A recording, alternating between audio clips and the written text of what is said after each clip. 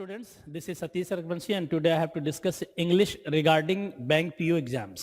तो ध्यान रखना है जो बैंक के एग्जाम्स हैं उसके रिगार्डिंग आज हम बात आपसे करेंगे।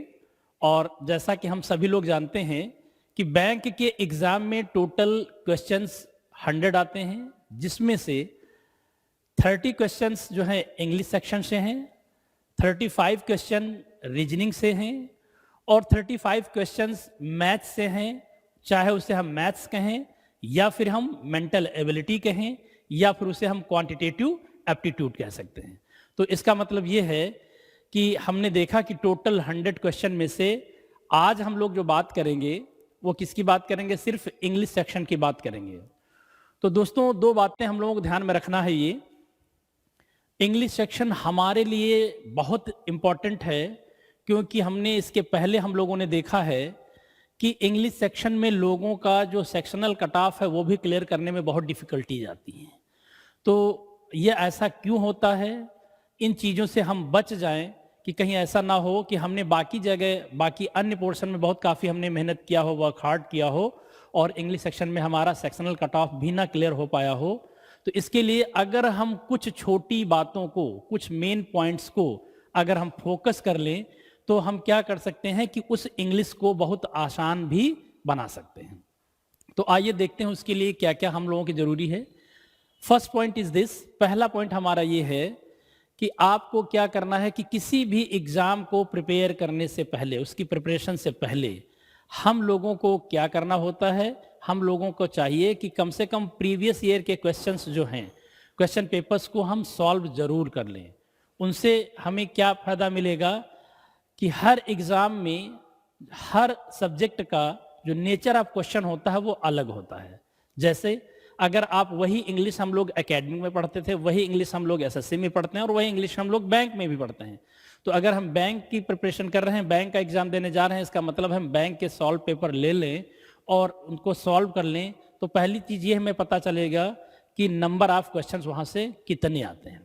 कई बार क्या होता है कि हम लोग ग्रामर सेक्शन पर बहुत ज़्यादा फोकस करते रहते हैं या फिर हम वोकैब वाले पार्ट पर बहुत ज़्यादा फोकस करते रहते हैं या फिर हम रीडिंग कॉम्प्रहेंशन पर बहुत ज़्यादा फोकस करते रहते हैं। तो ध्यान ये रखना है कि किसी एक पर्टिकुलर सेक्शन पे वर्क करके हम सिलेक्शन नहीं पा सकते हैं। दोस्तों उसके लिए हमें क्या करना पड़ेगा, ओवरऑल देखना पड़ेगा कि किस सेक्शन, कौन सेक्शन हमारा मजबूत है, कौन सेक्शन हमारा कमज़ोर है।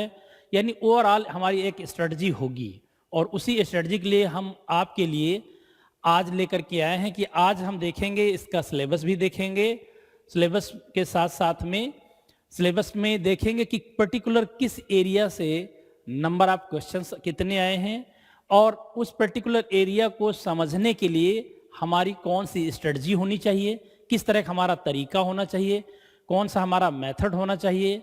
और क्या रीज़न है कि बहुत सारे ऐसे लोग हैं जो पहली बार में ही सिलेक्ट हो जाते हैं और बहुत सारे ऐसे लोग हैं कि काफ़ी दिन तक तैयारी करने के बाद उनका सेक्शनल कट ऑफ क्लियर नहीं हो पाता है।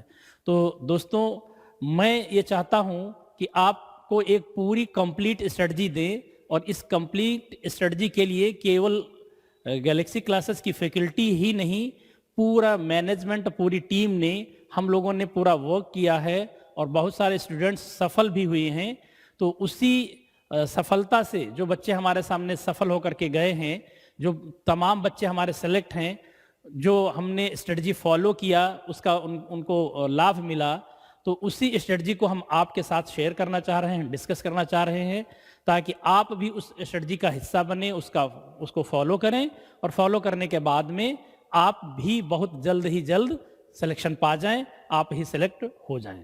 तो देखते हैं, हम एक चार्ट के थ्रू आपको बताना चाह रहे हैं। जो चार्ट है इसमें देखते हैं, देखिए जैसे इसमें हमने मेंशन किया है सिलेबस फॉर बैंक एग्जाम्स, इसमें हमने एक ओवरऑल व्यू देने की कोशिश किया है।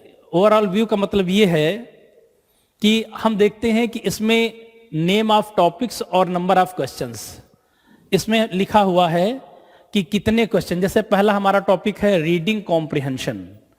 रीडिंग कॉम्प्रिहेंशन से दिया गया है, इसमें नंबर ऑफ क्वेश्चन कितने हैं, 10 to 15।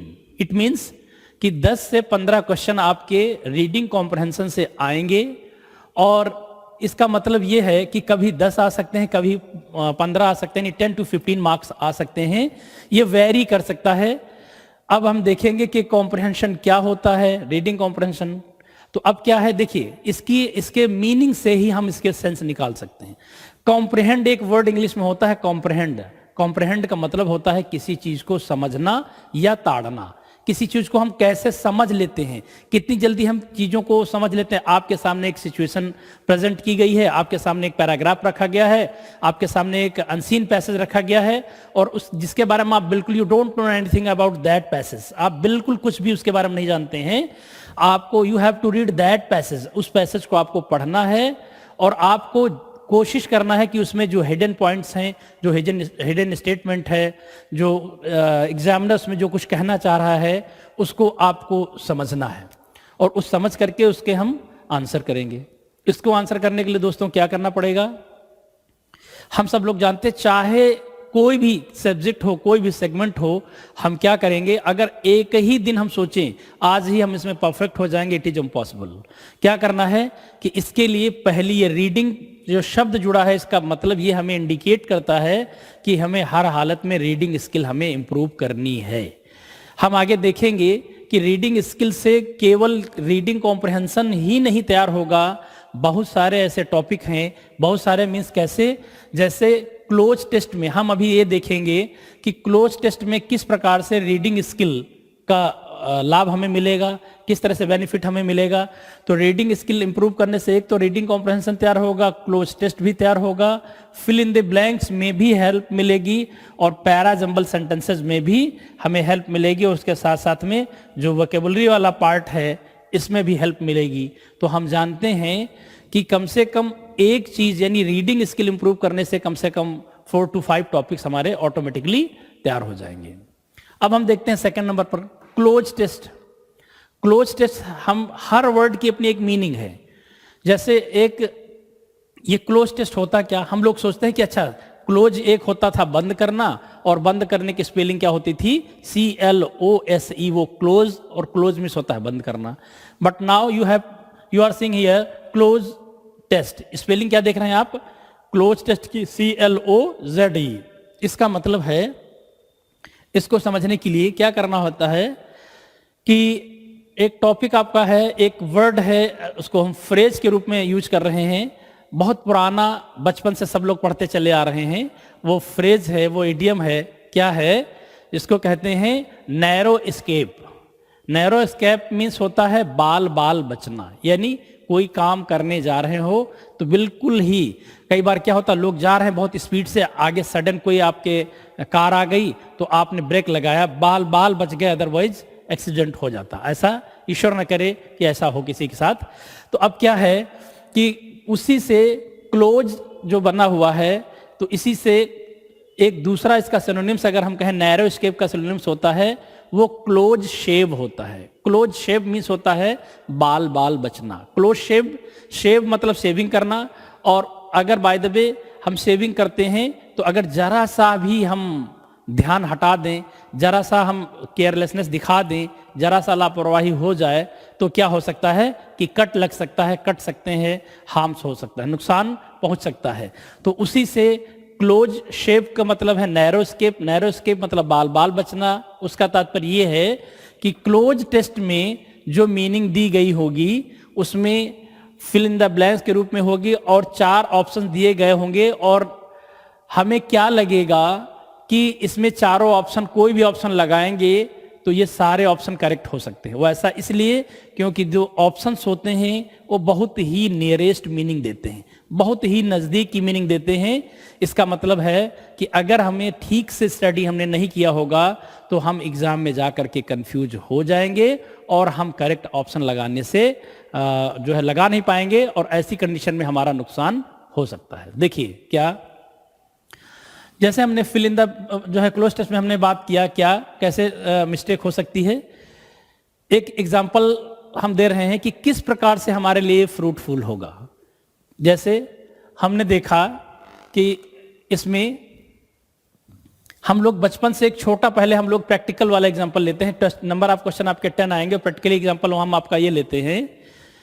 बचपन में हम क्या करते थे कि अगर किसी बच्चे को स्कूल नहीं जाना होता था तो फट से एप्लीकेशन लिखता था, पेट दर्द हो रहा है, क्योंकि लोग जान भी नहीं पाते थे। तो एप्लीकेशन उठाया कि sir I have an urgent work at my home so I am unable to attend the class. इस तरह से एप्लीकेशन लिख करके तुरंत हम लोग फॉरवर्ड कर देते थे।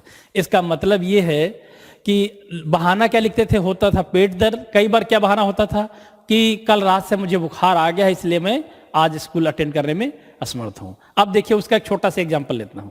अगर किसी भी कैंडिडेट से हमने पूछा, अगर हम ये कहें कि आई एम, हमने एक सेंटेंस लिख दिया कि I am suffering dash fever since last night. कोई एग्जाम्पल मैंने लिख दिया, suffering fever since last night.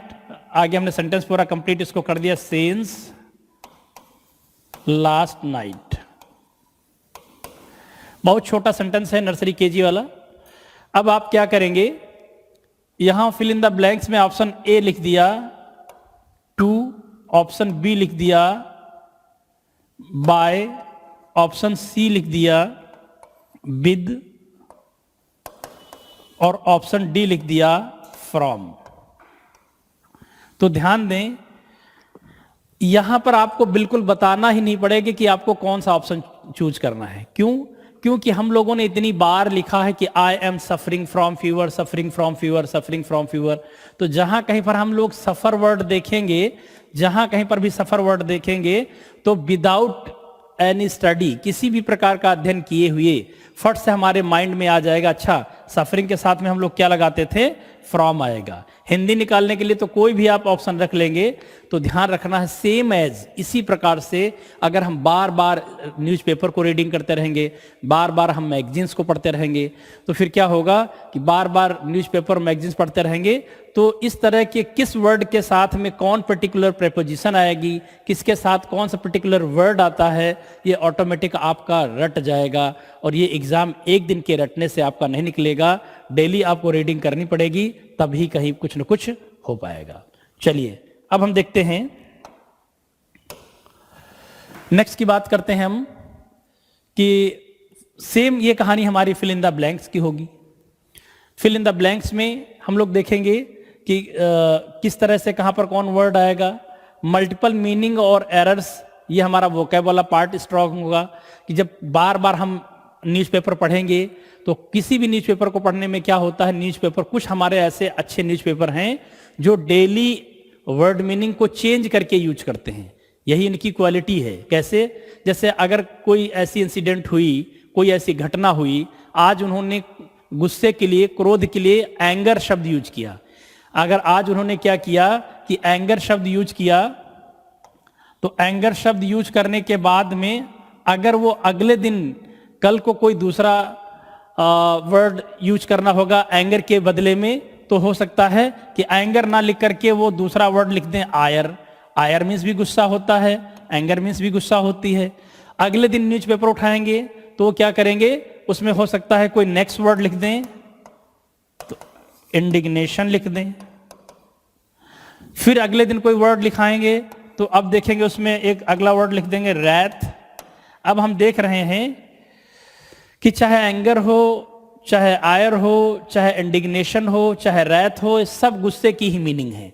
तो क्या है कि एक बार में हमें अलग अलग मीनिंग, एक ही मीनिंग के लिए हमें एक ही सेंस कहने के लिए हमारे चार चार वर्ड मीनिंग आ जाएंगी, वर्ड मीनिंग तैयार हो जाएंगे। हो सकता है कहीं एजिटेशन वर्ड यूज कर दें, कुछ भी वर्ड यूज कर सकते हैं। अगर हो सकता है अगले दिन कुछ लिखें तो हो सकता है एजिटेशन, जो कि विद्रोह के सेंस में यूज किया जाता है, तो एजिटेशन यूज कर दें।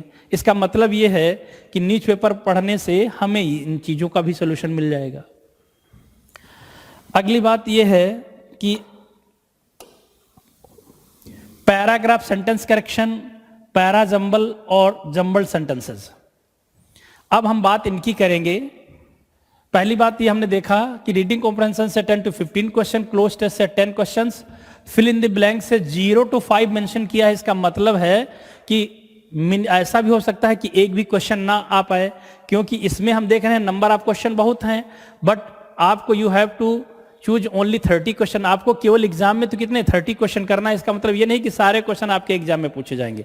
आपके एग्जाम में टोटल 30 क्वेश्चन होंगे, जिसमें से हो सकता है कि इस बार फिल इन द ब्लैंक्स के 5 क्वेश्चन पूछा है तो अगली बार इसके ना पूछ करके इसके पूछ लें, इसके ना पूछ करके इसके पूछ लें। इसका मतलब है 0 to 5 का मतलब है कि ये भी हो सकता है कि इस टॉपिक से एक भी क्वेश्चन ना आए, और ये भी हो सकता है कि मैक्सिमम अगर आएंगे तो कितना 5 क्वेश्चंस आ सकते हैं। तो इसका मतलब ये है कि टोटल हमें 30 क्वेश्चन ही इसमें सॉल्व करने हैं। तो अब क्या है कि अब हम बात करेंगे किसकी, पैराग्राफ सेंटेंसेस, यानी अब हम बात करेंगे यहां से इसकी इन 3 चीजों की। दोस्तों paragraph sentence correction, para jumble sentences और जंबल्ड सेंटेंसेस, इसमें है ये कि एक पैराग्राफ दिया गया होगा और उस पूरे पैराग्राफ में पढ़ करके आपको देखना होगा कि पैराग्राफ में किस लाइंस में कहां पर करेक्शन है। अगर पूरे पैराग्राफ में किसी सेंटेंस में करेक्शन है तो वो वाला पार्ट हमारा आंसर हो जाएगा। And if the sentence is free from the error your answer would be E. अगर आपका सेंटेंस जो है एरर से फ्री है, उसमें कोई एरर नहीं है, कोई गलती नहीं, तो आंसर हमारा क्या होता है दोस्तों, ई। अब क्या है, जंबल जो शब्द है, चाहे वो पैरा जंबल हो चाहे जंबल, यहां पर जंबल सेंटेंसेस हो। पैरा जंबल का मतलब है पूरे पैराग्राफ को भी पैरा जो है अलग जंबल करके रखा गया है, और जंबल सेंटेंसेस में केवल एक सेंटेंस को ही उसके पार्ट अलग अलग जंबल किए गए हैं। तो पहली बात यह है कि जंबल का मतलब क्या है। जंबल का मतलब यह हुआ कि कोई चीज आपको व्यवस्थित तरीके से लगाना है। ये भी कोई नई चीज नहीं है। जब हम लोग हाई स्कूल के एग्जाम देते थे, बोर्ड के एग्जाम देते थे, इंटरमीडिएट के एग्जाम देते थे, तो उसमें एक टॉपिक हमारा होता था रीअरेंजमेंट, कहीं कहीं पर लिखा होता था रीऑर्डरिंग। तो चाहे हम कहें रीऑर्डरिंग, चाहे कहें रीअरेंजमेंट, चाहे मैं कहूं कि जंबल, पैरा जंबल कहें, पैराग्राफ का हो तो पैरा जंबल, या फिर सेंटेंस का हो तो जंबल सेंटेंसेस। अब इसमें होता क्या है, जैसे बोलने में और वास्तव में कहने में दोनों में डिफरेंस है। जैसे वैसे तो बोलने में, जैसे कहा जाए, एक हिंदी का सेंटेंस हम एग्जांपल आपके सामने लेते हैं। जैसे कहा जाए कि मेहमान को प्लेट में रखकर भोजन कराओ, तो अगर मैं ये कहता हूं कि मेहमान को प्लेट में रखकर भोजन कराओ, तो जिन लोगों ने हिंदी नहीं पढ़ी है वो लोग केवल सेंस समझने के बाद कह देंगे सेंटेंस सही है, लेकिन जिन्होंने स्टडी किया है तो वो उसका सेंस निकालेंगे कि मेहमान को प्लेट में रखें, ऐसा तो पॉसिबल नहीं है। इसका मतलब मेहमान को प्लेट में रख करके भोजन कराना है कि मेहमान को भोजन जो कराना है किसमें, प्लेट में रख करके, यानी भोजन को प्लेट में रख करके मेहमान को कराना है। तो ध्यान रखना है, शब्द वही हैं, केवल उनका सीक्वेंस गड़बड़ है, उनका ऑर्डर गड़बड़ है। जैसे कहा जाए कि इनको ताजी भैंस का दूध पिलाओ, तो ताजी भैंस का दूध पिलाया जाएगा या ताजा दूध भैंस का पिलाया जाएगा। इसका मतलब है कि वही सारी पुरानी चीजें। जैसे कहेंगे मुझे एक फूल की माला दो, अगर सेंटेंस कहा जाए मुझे एक फूल की माला दो, तो इसका मतलब है एक फूल की कोई माला तो होती नहीं है, हमें यह कहना चाहिए मुझे फूलों की एक माला दो। इसका मतलब ये है कि कौन सा शब्द किसके बाद रखना है, ये सारी चीजें हमारे इसके अंतर्गत हम लोग देखेंगे इन 5, 6 और 7 वाले टॉपिक में। 5, 6, 7 वाले टॉपिक में देखने के लिए आपको यहां इसको पढ़ने के लिए फिर हमें कहां से हेल्प लेनी पड़ेगी, रीडिंग स्किल से। कैसे, जब हम बार बार सेंटेंसेस को पढ़ेंगे, ये कुछ ऐसी चीजें जो हम रट नहीं सकते, कुछ ऐसी चीजें जो आपको पढ़ाई नहीं जा सकती, सिर्फ कैसे आ सकती हैं, प्रैक्टिस से। और ये एक दिन की प्रैक्टिस से नहीं, हम बार बार रीडिंग करेंगे, हम डेली रीडिंग करेंगे, तो धीरे धीरे ये स्ट्रक्चर हमारे पूरे माइंड में सेट हो जाएगा, और इसके बाद में हमें बहुत ही आसानी होगी किसी भी एग्जाम में जब हम लोग अपीयर होंगे। चलिए अब हम लोग बात करते हैं किसके, वर्ड एसोसिएशन, वोकैबुलरी। वोकैब का कोई जो है, जितना वोकैब है इसका कोई निश्चित दायरा नहीं, लेकिन फिर भी हम लोग क्या करते हैं, पहले प्रीवियस ईयर के क्वेश्चंस हैं, न्यूज़पेपर जो एडिटोरियल्स दिया है उसमें बहुत पर्टिकुलर वर्ड आते हैं, और वो वर्ड कैसे, ज्यादातर बच्चे कहते हैं कि सर इसमें हमसे रिपीट नहीं हो रहा क्वेश्चन। तो समझना यह है आपको दोस्तों, जैसी सिचुएशन चल रही हो, जैसी सिचुएशन चल रही हो, जिस तरह के गवर्नमेंट डिसीजन लिया हो, कोई पर्टिकुलर पॉलिसी डिजाइन की गई हो, चाहे वो सोशल लाइफ से रिलेटेड हो या फिर इकोनॉमिक लाइफ से रिलेटेड हो या फिर पॉलिटिकल लाइफ से रिलेटेड हो, और उस तरह के टॉपिक्स हमारे एडिटोरियल में मिल जाते हैं। और उस टॉपिक्स में पर्टिकुलर उनके लिए एक वर्ड यूज किया जाता है, एक पर्टिकुलर टर्म यूज किया जाता है, और उस टर्म को पूरे पैराग्राफ का सेंस बता देता है। फॉर एग्जाम्पल, जैसे हमने देखा कि अभी तक जितने पैसेज पूछे जाते हैं, जैसे एक वर्ड डाल दिया रिसेशन। रिसेशन मीन्स होता है आर्थिक मंदी।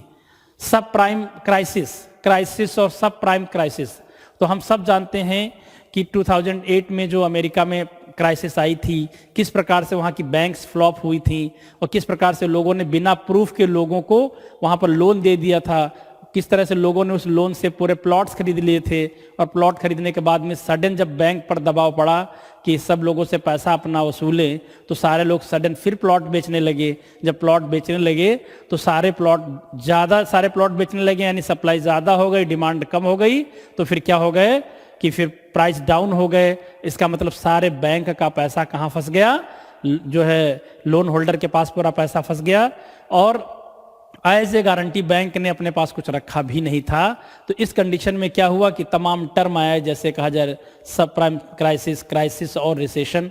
तो ये पर्टिकुलर टर्म हमारे उस दौर के एडिटोरियल पढ़ने से मिलते हैं। सेम इसी प्रकार से कि अगर इस समय कोरोना वायरस की बात चल रही है तो कौन कौन इसमें टर्म यूज हो रहे हैं, या कोई फॉरेन रिलेशन हो रहा है, कौन कौन पॉलिसी हम लोग अडॉप्ट कर रहे हैं, तो कोई पॉलिसी हम लॉन्च कर रहे हैं, इस तरह के हम एडिटोरियल पढ़ेंगे। अच्छे वर्ड मिलें और हम नोट कर लें, ऐसे वर्ड जिनसे कुछ न कुछ हमारे पब्लिक लाइफ में लोगों को ज़्यादातर फायदा हो रहा है या फिर उससे कोई बैड इफेक्ट पड़ रहा है, इन वर्ड्स को भी हम वहाँ से नोट कर लेते हैं। इसके बाद में हम लोग देखते हैं वॉइस। ये भी कोई नया टॉपिक नहीं है, यानी वॉइस से हमारे क्वेश्चन 1 से मिनिमम 1 और मैक्सिमम 5 आ सकते हैं। वोकैब से 1 से लेकर के 5 तक आ सकते हैं। तो इसका मतलब ये है कि हम लोग क्या करेंगे कि वो जो वॉइस वाला टॉपिक है ये भी हम लोगों के लिए बिल्कुल नया नहीं है, ये भी पुराना ही है। ये इसमें करना क्या होता था कि शुरुआत से लेकर के कि जैसे मान लिया एक्टिव वॉइस में क्या होता था, सब्जेक्ट एक्टिव होता है और पैसिव वॉइस में होता है सब्जेक्ट जो है, ऑब्जेक्ट जो है वो पैसिव होता है, ऑब्जेक्ट मेन वर्क करता है। तो दोस्तों हम लोगों ने अभी तक ये एक क्लासिफिकेशन, एक डिवीजन देखा किसका, सिलेबस, कि किस किस एरिया से कितने क्वेश्चंस आते हैं। इसका मतलब है ध्यान रखना है कि ये जो रखे हैं ये टोटल क्वेश्चन, हमें इनमें से ध्यान रखना है कि टोटल ये जो सब रखे हैं सारे क्वेश्चन हमें हमारे एग्जाम में नहीं पूछेंगे। इनमें से टोटल हमें नंबर ऑफ क्वेश्चन कितना, 30 पूछा जाएगा। इनमें से 10 क्वेश्चन मिनिमम में आएंगे, 10 ये फिक्स हैं, 20 हो जाएंगे। उसके बाद 30 क्वेश्चन में हो सकता है किसी में कुछ पूछे, किसी में कुछ ना पूछे। ये टोटल 30 क्वेश्चन ही होंगे। तो ये हमने एक ओवरऑल व्यू देखा केवल किसका, नंबर ऑफ क्वेश्चंस का। अब हम दोस्तों क्या करेंगे कि आज हम कुछ प्रीवियस ईयर के क्वेश्चंस लेंगे और प्रीवियस ईयर के क्वेश्चंस लेंगे और उनके एरर्स को हम लोग देखेंगे कि किस तरह से एरर्स में हम लोग फाइंड आउट करते हैं और किस तरह से हमें आगे की चीज़ें ध्यान में रखनी होंगी ताकि पता चल जाए कि एरर फाइंड आउट कैसे किया जाता है। तो चलिए आज हम टॉपिक एक उठाते हैं वर्ब। तो वर्ब के बारे में हम लोग बात करेंगे। तो हम क्या करेंगे वर्ब के लिए, वर्ब में पहले हम लोग टॉपिक पढ़ेंगे वर्ब का और उसके बाद में वर्ब के बाद में हम लोग जो है क्वेश्चन देखेंगे। तो पहले क्या करेंगे, पहले टॉपिक समझते हैं वर्ब को, है ना। तो हम लोग कुछ लिख करके समझते हैं कि आज हमको जो है वर्ब वाले टॉपिक की अगर हम बात करें तो देखिए डेफिनेशन की बात करें तो हम लोग कहते हैं कि action denoting word is called verb. तो अब क्या करेंगे, ध्यान रखना है कि हम action denoting word is called verb, ध्यान रखना है कि हमें क्या करना होता है। अगर हम लोग वर्ब की बात करें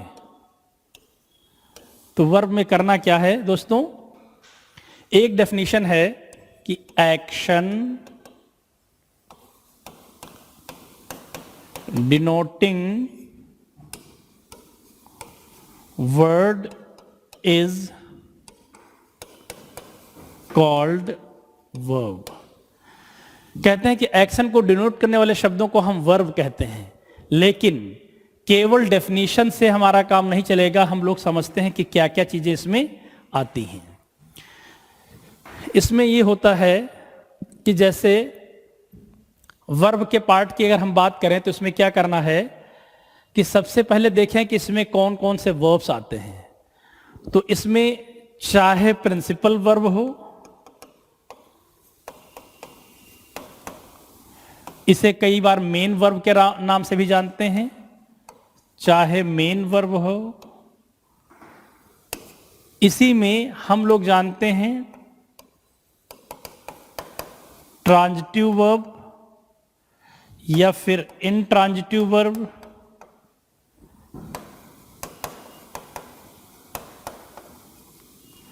इसके बाद में हम लोग देखते हैं ट्रांजिटिव वर्ब हुआ, इनट्रांजिटिव वर्ब हुआ, ये भी पार्ट है, ये भी इसका पार्ट है। हम देखते हैं ऑक्सिलरी वर्ब,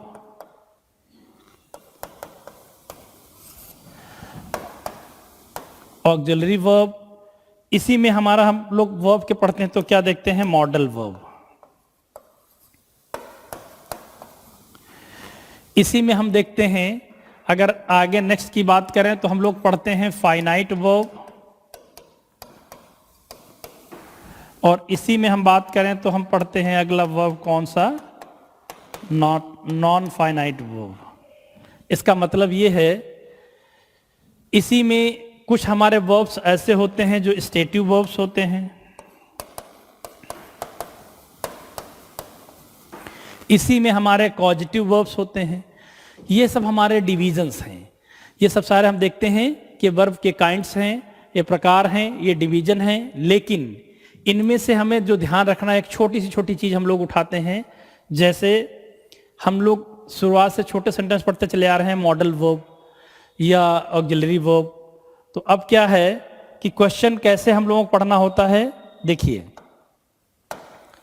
हम लोग देखते हैं कि इसमें जो है हम लोगों का अगर पढ़ना होगा कौन सा, मॉडल वर्ब, ऑक्सिलरी वर्ब, तो अब क्या करेंगे, देखिए जैसे क्या करना है कि हमें एक इज एम आर की बात करते हैं। जैसे मान लिया जो एक वर्ब है, जिन वर्ब को हम क्या कहते हैं, टू बी वर्ब।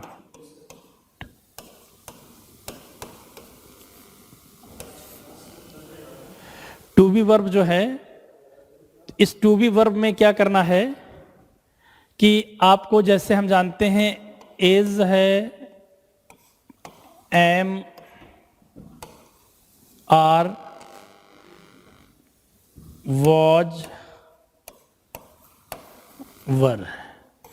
तो दोस्तों हम लोग बचपन से बात करते हैं, इज, एम, आर, वॉज, वर वाले जो वर्ड हैं हम लोग बचपन से पढ़ते चले आ रहे हैं कि इनके साथ आईएनजी आता है। आईएनजी का मतलब ये है कि टोटल जो वर्ब्स हैं 5 फॉर्म्स होती हैं। जैसे एक होता है V1, एक होता है V2, एक है V3, एक है V4, एक है V5। इसका मतलब ये है कि जो V5 वर्ब्स है, इसका मतलब V1 जैसे एग्जांपल, जैसे हमने कहा राइट, तो ये वर्ब की फर्स्ट फॉर्म हो गई। अगर इसी को हमने देखा रोट, ये वर्ब की सेकेंड फॉर्म हो गई, यानी V2 हो गया। थर्ड वर्ड हमने लिखा रिटन, ये वर्ब की थर्ड फॉर्म हो गई। अगर इसमें हमें आईएनजी लगाना है तो हम क्या कहेंगे, राइटिंग। और अगर इसमें हमें एस या ईएस लगाना है तो ये क्या हो गया, राइट्स हो गया। यानी total forms of the verbs कितनी हैं, 5 हैं। 5 हैं जो वर्ब की फॉर्म है। अब हम लोग बचपन से देखते चले आ रहे हैं कि जब कहीं पर जो is, am, are, was, verb जो कि टू बी वर्ब हैं, इसमें से हमें क्या करना होता है कि इनके साथ में हम लोग आईएनजी यानी हमेशा वर्ब की फोर्थ फॉर्म लगते पढ़ते चले आ रहे हैं। लेकिन दोस्तों क्या है कि इन टू बी वर्ब के बाद में हमें क्या, हम इसके साथ में V1 नहीं लगा सकते हैं, यानी वर्ब की फर्स्ट फॉर्म नहीं लगा सकते हैं। इसके साथ में V2 नहीं लगा सकते हैं, ये भी जानते हैं। और इसके साथ में हम V5 नहीं लगा सकते। इसका मतलब है कि अगर कहीं एक इन वर्ब्स हैं और इन वर्ब्स के बाद में V1 यानी V1, V2, V5 नहीं लगा सकते। इसका मतलब है बच्चे कौन कौन से, हमारे पास V4 और V3। यानी अगर हम क्या कर सकते हैं, टू बी वर्ब के बाद में चाहे वर्ब की थर्ड फॉर्म लगा दें या फिर वर्ब की फोर्थ फॉर्म लगा सकते हैं। इन दोनों को हम लगा सकते हैं। अंतर क्या है कि अगर इनके तुरंत बाद V4 आता है तो सेंटेंस किस में कहलाता है, एक्टिव वॉइस में कहलाता है। और अगर इनके तुरंत बाद वर्ब की थर्ड फॉर्म आ जाए तो सेंटेंस किस में कहलाता है, वो पैसिव वॉइस में। आपके एग्जाम में बहुत बार ऐसा होता है कि इसमें सेंटेंस में V1 या V3 या V4 के अलावा V1 या V2 या V5 दे दिया तो सेंटेंस हमारा गलत है। जैसे फॉर एग्जाम्पल हम लोग देखते हैं कि एग्जाम्पल जैसे हमने कहा, it is believe that the Indian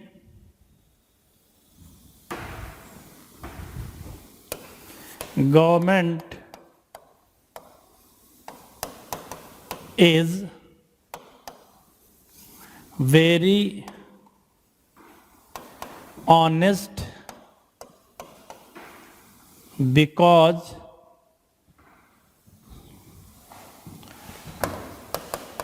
all the work is being completed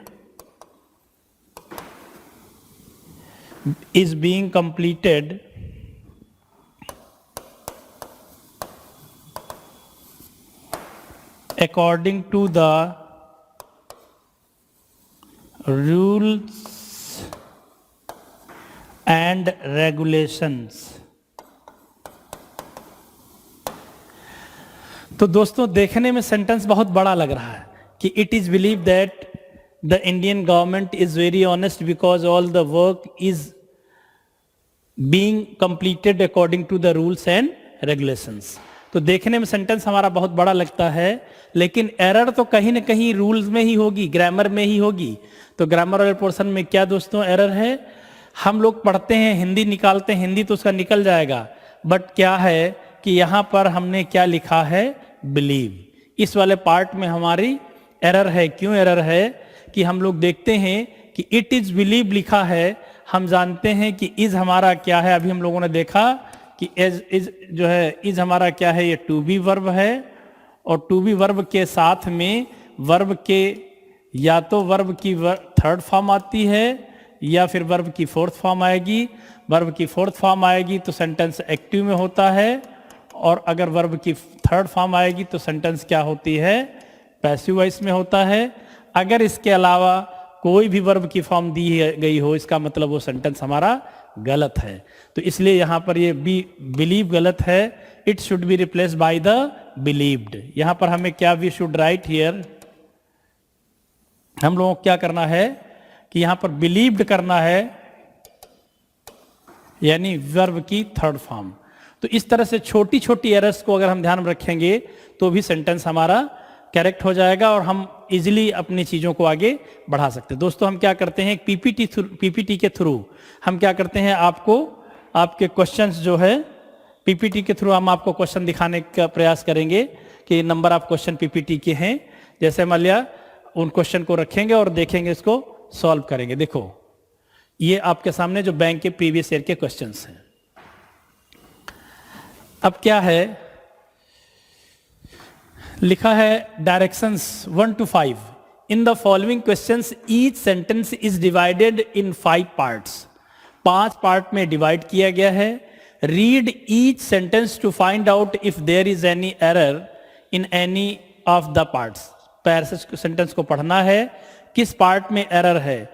the error if any will be in one part of the sentence. अगर एरर होगी तो किसी एक पार्ट में होगी। The number of that part is the answer, उस part जो वही पार्ट हमारा क्या होगा, आंसर होगा. If there is no error the answer is E. If the sentence is free from error, अगर सेंटेंस में कोई एरर नहीं है, हमारा आंसर क्या होगा, ई. देखिए दोस्तों सेंटेंस क्या कर रहा है. The company Royal Enfield has been producing 10 million units since it was established in 1995. अब दोस्तों हम लोग देखते हैं कि सेंटेंस में हमने कहा कि द कंपनी, हमने यहां पर हमने देख लिया कि रॉयल एनफील्ड कंपनी की बात कर रहा है. कह रहा है कि द कंपनी कौन सी, Royal Enfield has been producing 10 million units since it was established in 1995. तो दोस्तों अब हम क्या करते हैं, देखने में अगर हम ऐसे पढ़ते हैं, अब क्या है, अगर हम वर्ब वाले पार्ट में हम टेंस कंप्लीट कर चुके होंगे तो उसमें क्या होगा, हम देखते हैं कि इसमें एरर कहां पर है, बी वाले पार्ट में एरर है दोस्तों. बी वाले पार्ट में एरर है, बी वाले पार्ट में एरर है. इसमें हम देखते हैं क्या है बी वाले पार्ट में एरर. देखिए क्योंकि सेंटेंस क्या रहा, the company Royal Enfield has been producing 10 million units. चूंकि 10 मिलियन है इसलिए यहां यूनिट्स तो होगा. Since it was establish in 1995, कह रहा है कि जो रॉयल एनफील्ड है उस कंपनी जब से स्थापित की गई है 10 मिलियन यूनिट्स जो है उसने क्या किया है, प्रोड्यूस कर चुकी है वो. अब ध्यान रखना है कि अगर किसी सेंटेंस में रिजल्ट की बात की जाए, किसकी बात की जाए, रिजल्ट की बात की जाए, परिणाम बताया जाए, तो that sentence should be in present perfect tense. वो हमें परफेक्ट टेंस में बनाना है. But I have use here has been. यहां पर मैंने हैज बीन लगाया हुआ है और हैज बीन टेंस कौन सा है हमारा, present perfect continuous tense. So now it means कि we have to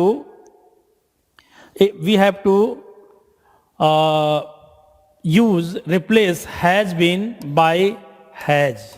यहां पर and producing should be has produced. जब हम प्रेजेंट परफेक्ट में लिखेंगे तो ये क्या हो जाएगा, हैज बीन प्रोड्यूसिंग की प्लेस पर हमें क्या यूज करना पड़ेगा, हैज प्रोड्यूस. क्योंकि रिजल्ट बता रहा है वो टेंस हमारा क्या होगा, perfect tense. Is it clear. चलिए आइए हम नेक्स्ट सेंटेंस देखते हैं. तो नेक्स्ट सेंटेंस को,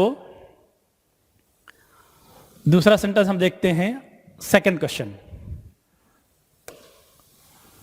अंडर सेंटेंस लिखा है, under no circumstances you would be allowed to remain out of home. Under no circumstances, under no circumstances you would be allowed to remain out of home after 10 o'clock, said Sushila to her son. ये sentence है, ध्यान रहे. इसका मतलब ये है कि हमें ये ध्यान रखना है कि इसमें क्या एरर है. तो दोस्तों एक स्ट्रक्चर हम लोग जानते हैं, एक स्ट्रक्चर हम ये जानते हैं कि अगर बाय द वे कहीं पर कोई सेंटेंस दिया गया है और उस सेंटेंस में स्ट्रक्चर उसका क्या होता है, स्ट्रक्चर ये है कि अगर कोई सेंटेंस लिखा है तो सबसे पहले हम क्या लिखते हैं, सब्जेक्ट लिखते हैं और उसके बाद में हेल्पिंग वर्ब लिखते हैं, उसके बाद में मेन वर्ब लिखते हैं, उसके बाद में ऑब्जेक्ट या अदर वर्ड में से जो कुछ होता है. ये इसका स्ट्रक्चर होता है, ये ध्यान रहे. लेकिन समझना ये है कि अगर बाय द वे कहीं पर किसी सेंटेंस में हमें ऐसा लिखा हो कि कुछ पर्टिकुलर एक वर्ड से सेंटेंस अगर स्टार्ट होता है तो उसमें रूल लागू होता है इन्वर्जन का, रूल ऑफ इन्वर्जन. इसका मतलब क्या है कि एक इन्वर्जन होता क्या है, रूल ऑफ इन्वर्जन की अगर हम बात करें तो होता क्या है, ध्यान रखना है कि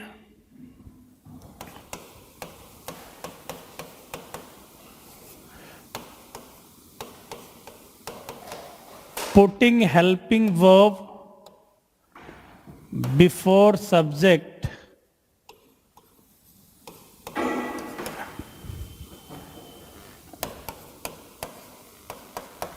is called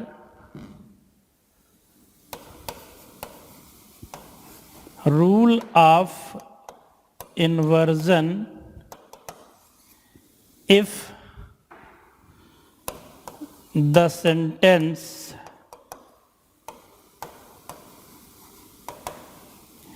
begins with the following words. इसका मतलब ये हुआ with the following words.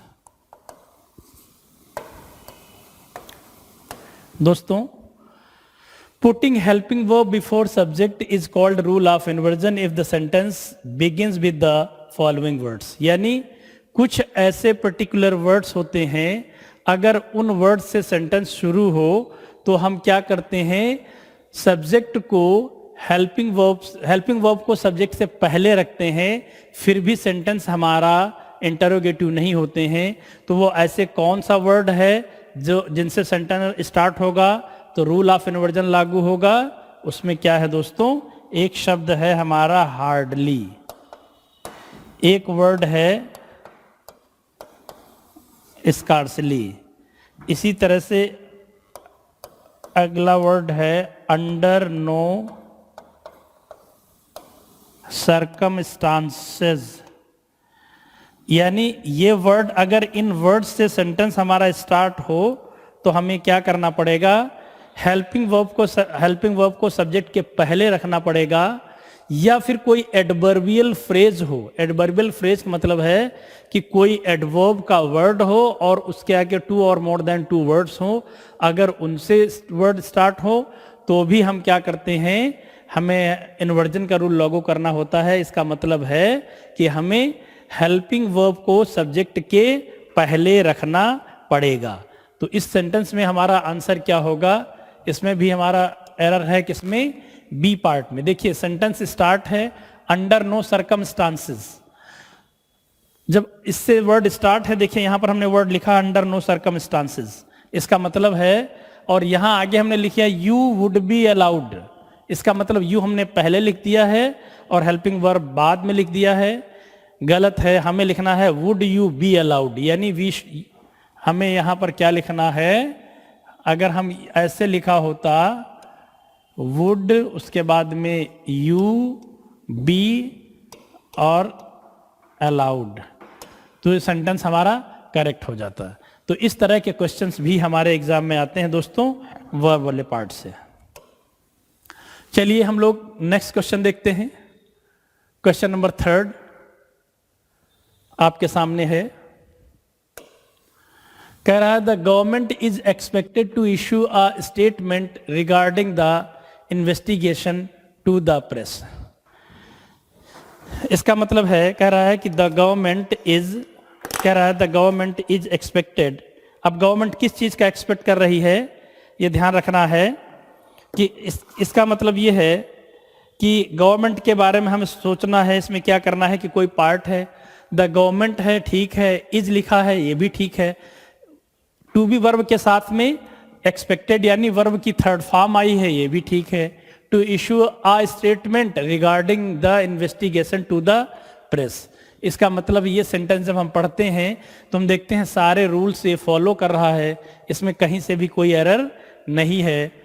Correct answer is ई, यानी इस सेंटेंस में हमें कोई एरर नहीं है. इसके बाद दोस्तों हम लोग अगला सेंटेंस देखते हैं. Next sentence number 4. देखिए इसमें सेंटेंस नंबर 4 में लिखा है कि it were not mister Kejriwal's fault that the BJP mayors are incompetent and corrupt that they were not invited, said Sanjay Singh. डी तक इसमें दिया, हम जानते हैं कि लास्ट में if the sentence is free from error your answer would be E. हम सब लोग जानते हैं अगर सेंटेंस में कोई एरर है तो हमारा आंसर क्या हो जाएगा, ई हो जाएगा.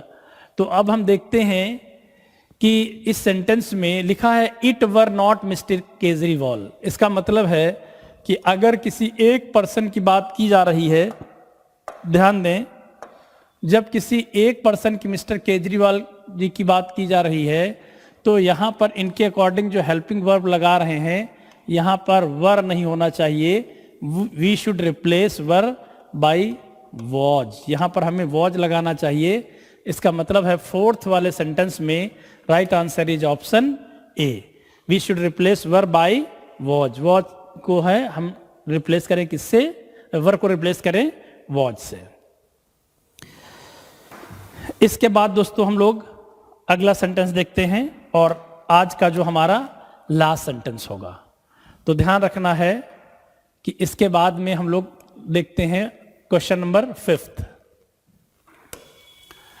कह रहा है the Supreme Court says Canadian जजेस has been too soft on punishment for 30 years in giving offenders the lowest possible sentence. दोस्तों ये हमें ध्यान रखना है कि किसी भी सेंटेंस में एरर फाइंड आउट करने से पहले हम 2-3 चीजें हमारे पास हमारे माइंड में होनी चाहिए कि कैसे एरर हम फाइंड आउट करें, so that we can save our time. इससे क्या होता है, हम अपना टाइम बचा सकें। और एग्जाम में हम सब जानते हैं कि टाइम की बहुत ज़्यादा किल्लत होती, बहुत ज़्यादा प्रॉब्लम्स टाइम के रिगार्डिंग होती है। एक एक मिनट हमारे पर भारी पड़ता है। तो इसने समझना क्या है,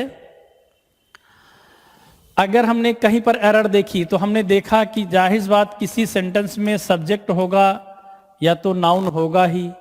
जैसा सेंटेंस नाउन होगा हम देखते हैं कि उसी के अकॉर्डिंग वर्ब आई है कि नहीं आई है। वर्ब देख लिया तो देख लिया उन्हीं की नाउन के अकॉर्डिंग प्रोनाउन आया है कि नहीं आया है। तो इसका मतलब है कि नाउन देख लिया, उसके बाद में उसका हमने वर्ब देख लिया, उसके बाद हमने प्रोनाउन देख लिया। नाउन में हमने देख लिया कि क्या वो सिंगुलर नाउन है तो उसके आगे सिंगुलर वर्ब भी दिया है कि नहीं। इसका मतलब है कि ये छोटी छोटी चीजें हमें देखना होगा कि अगर सिंगुलर नाउन है तो सिंगुलर वर्ब भी होना चाहिए और उसके आगे सिंगुलर प्रोनाउन भी होना चाहिए। सेम एज इसी तरह से अगर by the way plural noun है तो प्लूरल वर्ब होनी चाहिए, प्लूरल प्रोनाउन होनी चाहिए। कुछ वर्ड्स ऐसे हैं जो हमें रटने पड़ते हैं, कुछ वर्ड्स ऐसे हैं जो हमें समझने पड़ते हैं, कुछ रूल्स हमें समझने पड़ते हैं और फिर हम चीजों को आगे क्लियर कर पाते हैं। तो देखिए क्या करना है, जैसे लिखा है the Supreme Court says Canadian जजेस। यहां तक हमने देख लिया सुप्रीम कोर्ट एक इंस्टीट्यूशन है, सेज मतलब कहती है, ठीक है, एक वचन है, सिंगुलर सब्जेक्ट के साथ if the subject is singular we add SAIS in the first form of the verb. यानी अगर सब्जेक्ट सिंगुलर होता है तो हम क्या कर देते हैं, SAIS ऐड कर देते हैं वर्ब की फर्स्ट फॉर्म में। तो इसका मतलब सेज यहां तक ठीक है। फिर आगे कह रहा है कि कैनेडियन जजेस, इसमें आगे कह रहा है कैनेडियन जजेस। अब कनाडा के जो जज हैं, इसका मतलब किसी एक जज की बात नहीं की जा रही है, मोर देन वन जजेस हैं, that's why we have use here जजेस। अब जजेस वर्ड आ गया, इसका मतलब जज जो वर्ड है प्लूरल नाउन है। जब प्लूरल नाउन होगा तो उसके साथ प्लूरल वर्ब भी होनी चाहिए। अब हम देखते हैं कि क्या इस प्लूरल नाउन के साथ में प्लूरल वर्ब है, तो हम देख रहे हैं नहीं है। यहां पर जजेस लिखा है बट हेल्पिंग वर्ब में हमने हैज बीन लिखा है, तो that's why we have to replace has been by have been. यानी हैज बीन को हमें किससे रिप्लेस करना है, हैव बीन से। Too soft on punishment for 30 years in giving offenders to the lowest possible sentence. तो राइट आंसर हमारा क्या हो जाएगा, बी। बी पार्ट में हमारे एरर थी और जहां पर हमें हैज बीन को रिप्लेस करना था हैव बीन से। तो हम लोग दोस्तों देखते हैं कि कितनी छोटी छोटी एरर्स हैं। अगर हम एक सिस्टमैटिक वे में, एक स्ट्रेटजिक वे में अगर हम उन चीज़ों को तैयार करें, उनको स्ट्रेटजी हम देखें, तो वास्तव में हमारे क्वेश्चंस बहुत ही आसानी से सॉल्व हो जाएंगे और बहुत जल्दी हम सिलेक्शन पा जाएंगे। तो आज हम लोग ये क्वेश्चन हम लोगों ने देखा और ये क्वेश्चन हमारा लास्ट था। इसके बाद में हम लोग क्या करेंगे, जब जो टॉपिक हम लोग, ध्यान रखना है कि जो टॉपिक हम लोग डिस्कस करेंगे उसी टॉपिक के आपको क्वेश्चन प्रोवाइड कर दिए जाएंगे और प्रैक्टिस कराए जाएंगे। जब एक बार हमारे सारे क्वेश्चन प्रैक्टिस हो जाएंगे तो फिर हम लोग क्या करेंगे, मिक्स क्वेश्चन प्रैक्टिस करेंगे, यानी हम लोग फोकस किस पे करेंगे, ग्रामर और कॉम्प्रिहेंशन प्लस वोकैब वाले पार्ट पर, सब पे फोकस करेंगे, so that we can get selected easily. तो दोस्तों बस आज की क्लास यहीं पर वाइंड अप करेंगे। Thank you very much.